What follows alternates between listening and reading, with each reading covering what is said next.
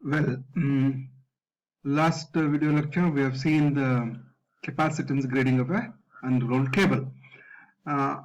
If you remember, in capacitance grading, we have used different dielectric layers, so that will try to equalize the potential gradient throughout the cable.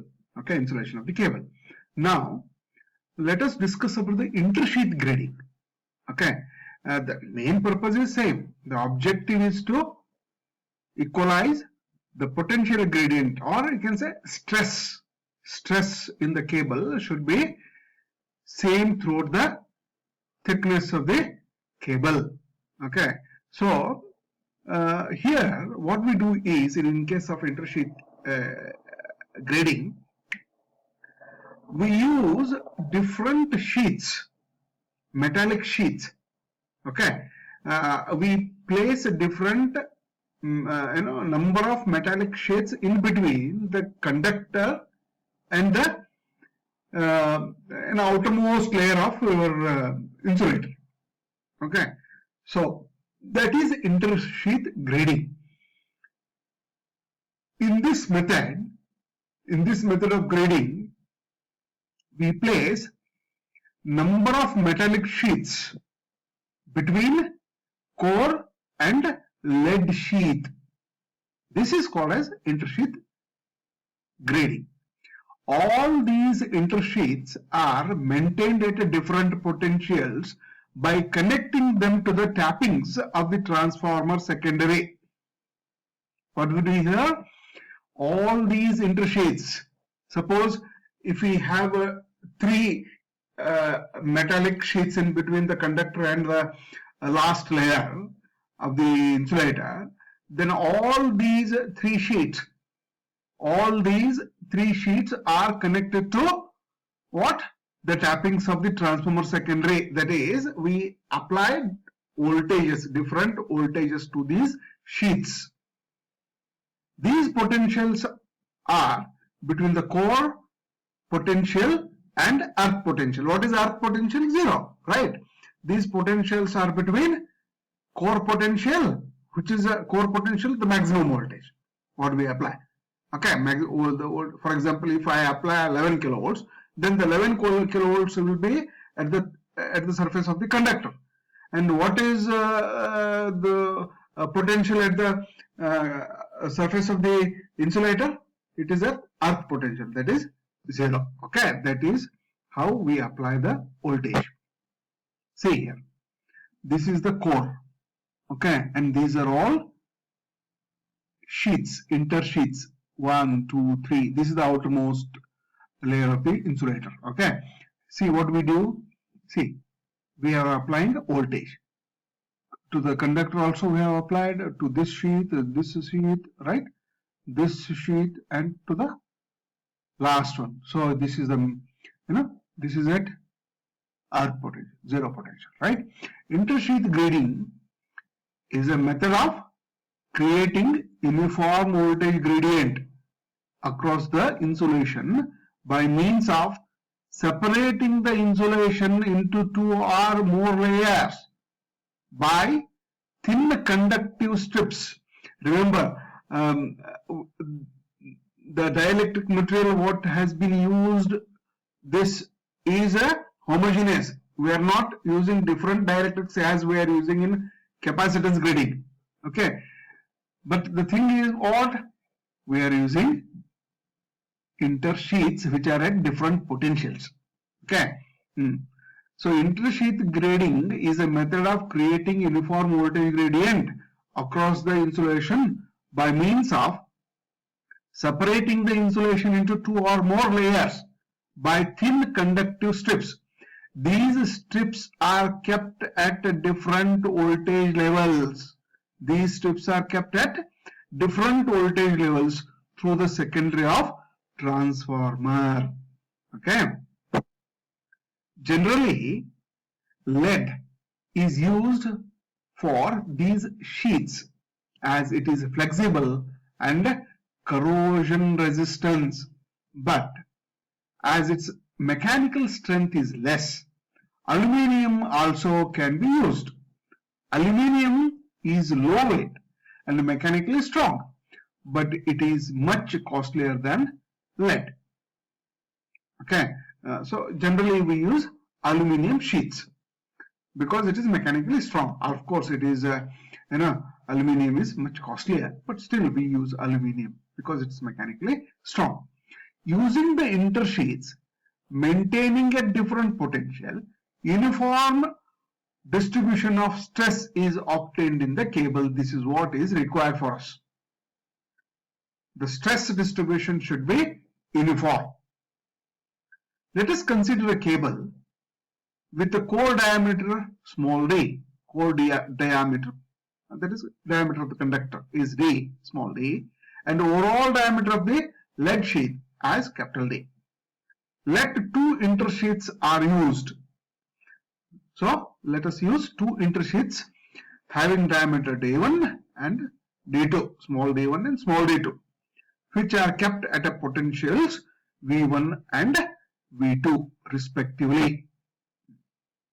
See, this is the conductor having a radius small d by 2 or a diameter d, and between the conductor and outermost sheath we have two intersheets. Intersheath 1, this is intersheath 1, intersheath 2. Okay, and these intersheaths are at different potentials. Okay, see, what is the radius of intersheath 1? d1 by 2. d2 by 2 is the intersheath radius of intersheath 2, and capital D by 2 is a total radius.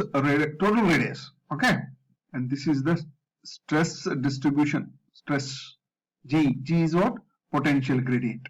Okay, potential gradient and stress as taken in the same sense here. Okay, so this is how it is maintained here. Okay, let us derive. Okay, see here. Let V1 be the voltage of intersheath 1 with respect to earth. V2 similarly voltage of intersheath 2 with respect to earth. So Gx, that is a potential gradient at x, is Q by 2 pi epsilon x. Okay, so Q by 2 pi epsilon will remain same because we are using only one homogeneous dielectric. So epsilon will remain constant. So 2 pi is constant, Q is also constant. So you can directly write K by x because x varies where K is a constant, and K is given by, what is K? K is equal to Q by 2 pi epsilon. Okay, so electric stress G1 between the conductor and the intersheath 1 is G1 is equal to K1 by x. Now the potential difference between the core and the first intersheath, how do we calculate? We have to calculate potential difference between core and the first intersheath. So we have to integrate between what? Small d by 2 to d1 by 2. Okay, sorry. See, so integration v1 is equal to d by 2 to small d1 by 2 g1 dx, which is equal to k1 because it's a constant. So g1 is equal to what? K1 by x. K1 is constant. K1 is taken out. So d by 2 to d1 by 2 integrating dx by x, which is nothing but integration of dx by x is natural log of d1 by d. So finally v1 is equal to what? I mean v1 is equal to k1 natural log of d1 by d. Therefore k1 is equal to v1 divided by natural log of d1 by d. So let us substitute this value. Okay, what will get G1? G1 is equal to v1 by k1 into x, right? K1 is what? K1 is equal to v1 by log of natural log d1 by d into x. Now this stress is maximum at when the where stress will be maximum, it will be maximum at the surface of the conductor. What is the surface of the conductor? X is d by 2. Therefore, G1 maximum is equal to V1 by d by 2 natural log of d1 by d.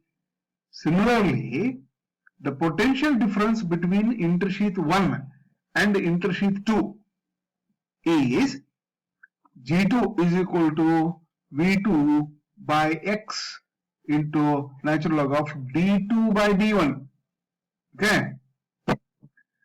Now G2 will be maximum at the surface of intersheath 1. Isn't it? Intersheath 1 is, that is X is equal to D1 by 2.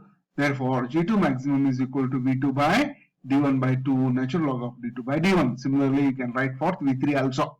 I mean G3.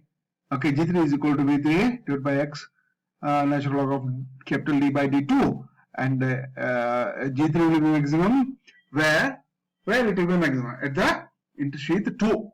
At intersheath 2, X is equal to what? D2 by 2. Therefore, G3 maximum is equal to V3 by D2 by 2 natural log of capital D by D2. Okay, fine. Now, by choosing the proper values of V1 and V2, G1 max, G2 max, G3 max, etc. can be made equal, and hence we can achieve uniform stress distribution throughout the cable. Since the dielectric is homogeneous, the maximum stress in each layer is same. Therefore, what you can write, G1 maximum is equal to G2 maximum is equal to G3 maximum is equal to G maximum, and which is nothing but V1 by D by 2 natural log of D1 by D, which is equal to V2 by D1 by 2 natural log of D2 by D1, which is equal to V3 by D2 by 2 natural log of capital D by D2. As the cable behaves like a 3 capacitors in series, therefore all the potentials are in phase. Therefore, that is V is equal to V1 plus V2 plus V3. So this is how we can achieve uniform stress distribution by using what? Intersheath grading. But there are some disadvantages. What are those? Complications in fixing sheath potentials. You have to apply voltage to potential to each intersheath. There is a complexity. Intersheaths are likely to get damaged during the transportation and installation. Remember this, these are all the disadvantages. And the considerable losses in the intersheaths due to charging currents. So these are all the disadvantages. Okay. Let us see some what are the dielectric losses. So you have seen intersheath grading. What is that intersheath grading? We apply, we use different intersheaths at different potentials. We are using intersheaths at the different potentials so that we can achieve a uniform stress distribution throughout the cable. Okay. Now, let us see about the dielectric losses.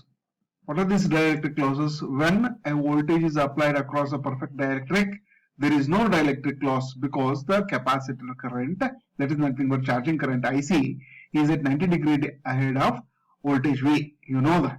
There is nothing much to explain because the pure capacitor does not consume any energy. Therefore, loss the dielectric losses are zero. But in practice, there is a small current, that is a component ID, leakage current, that is in phase with voltage V. Because of this, what will happen? There are some dielectric losses. Okay.